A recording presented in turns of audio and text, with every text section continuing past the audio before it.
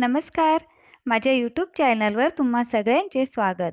आज आपण बघणार आहोत व्हॉट्सअपचे एक नवीन फीचर व्हॉट्सअप स्टिकर याविषयी.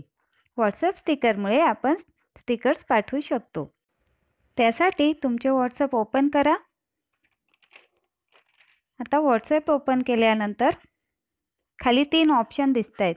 पहिले आहे इमोजी, ज्यातून आपण असे इमोजी पाठवतो.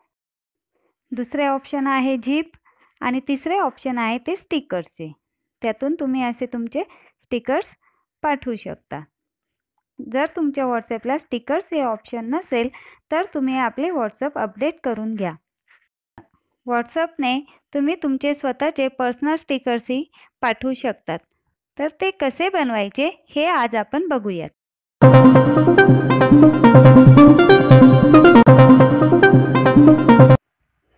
स्टिकर्स बनविण्यासाठी आपल्याला 2 ॲप आवश्यक आहेत. पहिले आहे बॅकग्राऊंड रिमूव्हर आणि दुसरे आहे personal stickers for WhatsApp.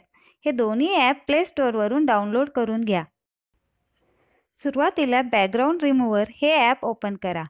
Start, पुन्हा स्टार्ट नाव यावर क्लिक करा. तिथे तुमची गॅलरी अशी ओपन होईल. त्यातील हवा तो फोटो तुम्ही सिलेक्ट करा. फोटो सिलेक्ट केल्यानंतर त्याला क्रॉप म्हणूया. आपल्याला हवा तेवढा फोटो आपण बोटाने असा क्रॉप करून घ्यायचा. खाली ओके म्हणायचे. त्यानंतर मॅजिकवर क्लिक करा आणि फक्त जर एकाच कलरचे बॅकग्राऊंड असेल तर एका क्लिकने तुमचे सगळे बॅकग्राऊंड रिमूव्ह होते. जर थोडेफार राहिले असेल तर बाजूचे इरेज ऑप्शनवर क्लिक करा आणि नको असलेला भाग इरेज करून घ्या. समजा जर तुमच्याकडून असं मध्ये इरेज झाले चुकून तर वरती अंडो म्हणा.